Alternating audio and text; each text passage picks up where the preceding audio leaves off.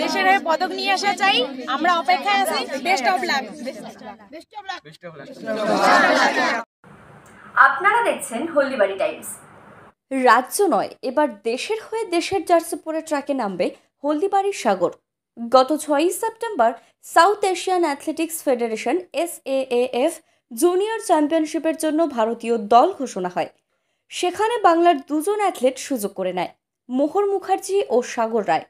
নিম্নবিত্ত পরিবার থেকে উঠে আসা প্রচুর বাধার সম্মুখীন হওয়া সাগর সোমবার দেশের হয়ে লড়তে চেন্নাইয়ের উদ্দেশ্যে পাড়ি দেয়। আগামী 11 থেকে 13 সেপ্টেম্বর অনুষ্ঠিত হবে সাফ জুনিয়র চ্যাম্পিয়নশিপ। সাগর হাই জাম্পে অংশগ্রহণ করবে। সাগর গত জুনিয়র ন্যাশনাল মিটে 2.06 মিটার লাফিয়ে স্বর্ণপদক লাভ করেছিল। এই পদকই সাগরকে জাতীয় দলে সুযোগ করে দিল।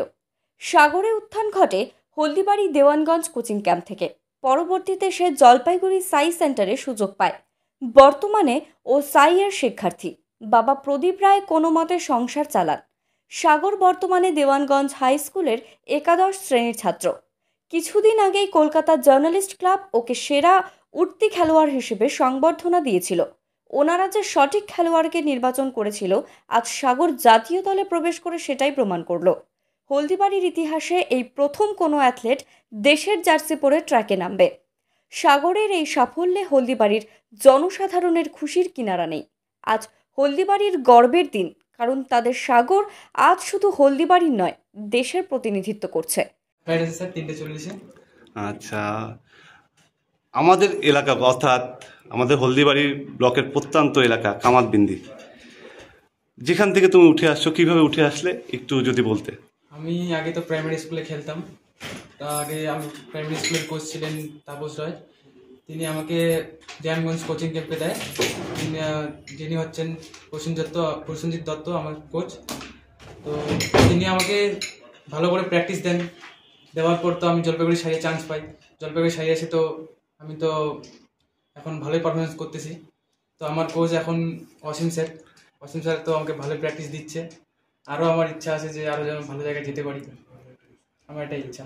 আচ্ছা, তুমি আশাবাদী যে আমরা সকলেই হলদিবাড়িবাসী তথা সারা রাজ্যবাসী আশাবাদী যে তুমি ভালো পারফরমেন্স করবে এবং আমাদের দেশের হয়ে একটি পদক নিয়ে আসবে। অর্থাৎ আজ তুমি ন্যাশনাল অ্যাথলেট নয়, আজ তুমি ইন্টারন্যাশনাল অ্যাথলেট, যেটা আমাদের হলদিবাড়ির গর্ব।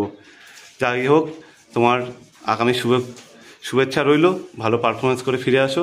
আমরা তোমাদের জন্য অপেক্ষায় থাকলাম এবং সবসময় আমরা অপেক্ষায় থাকবো। देखिए, हमारे लिए ये बड़ी खुशी की बात है कि हमारे यहाँ का एक एथलीट सागर राय, जो बेसिकली दीवानगंज का रहने वाला है, दीवानगंज हाई स्कूल में अभी भी वो 11वीं क्लास के छात्र हैं।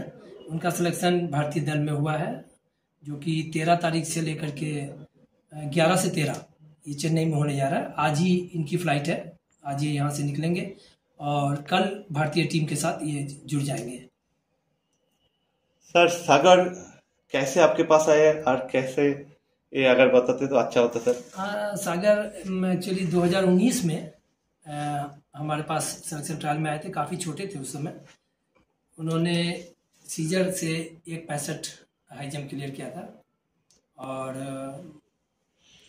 उस वक्त इतने छोटे से थे कि हम लोग उस वक्त जो है ना, इनको लेकर के ये समझ रहे थे कि कोई बच्चा अगर 1.65 सीजर से जंप कर रहा है तो आने वाले समय में काफ़ी उनकी अच्छी प्रोस्पेक्ट्स है इसमें। तो बाद में 4 साल, अभी देखिए 5वां साल चल रहा है वो, तो 5 साल के बाद अभी वो उनका परफॉर्मेंस 206 है। अभी यूथ नेशनल में सागर अभी गोल्ड जीत करके लौटे हैं अभी।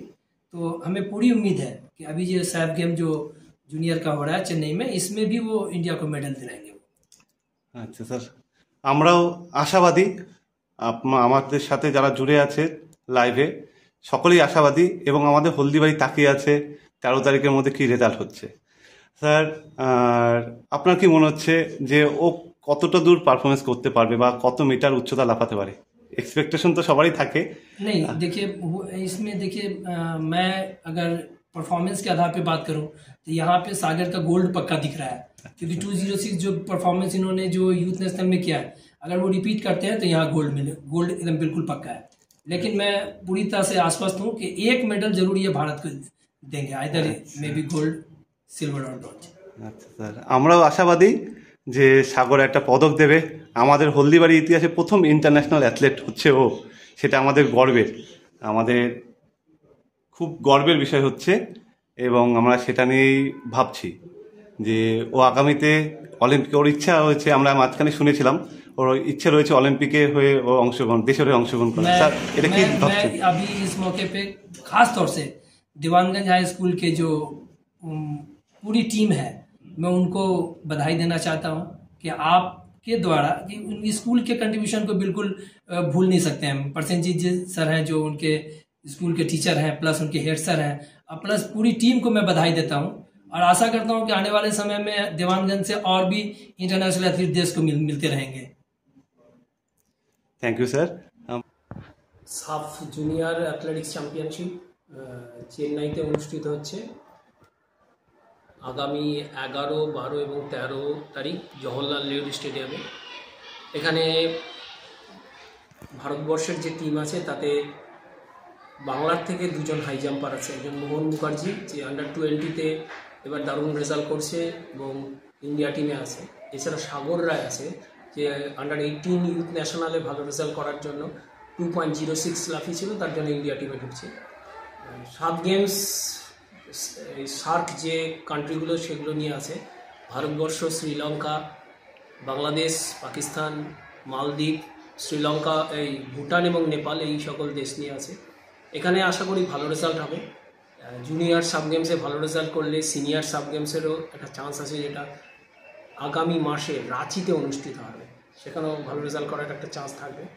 আমি মনে করি সাগরের, বিশেষ করে সাগর যেহেতু এই জেলারই জলপাইগুড়ি বা এই অঞ্চলের ছেলে, বিশেষ করে হলদিবাড়িতে ওর বাড়ি, ভালো রেজাল্ট করবে আশা করি।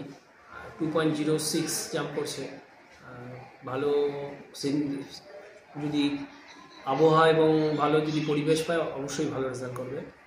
এছাড়া মোহরের তো কন্টিনিউয়াসলি ভালো রেজাল্ট করছে, মোহরের পূর্ববর্তীতে ইন্ডিয়া টিমের হয়ে নামার অভিজ্ঞতা আছে, এশিয়ান অ্যাথলেটিক্স মিটে মোহরের পদকও আছে, সেই জন্য মোহরেরও পদকের সম্ভাবনা অনেক বেশি, সাগরেরও সম্ভাবনা আছে। দেখা যাক, মিট আগামী 11, 12 এবং 13 তারিখ হচ্ছে, যেটা চেন্নাইতে অনুষ্ঠিত হচ্ছে, আশা করি ভালো রেজাল্ট হবে।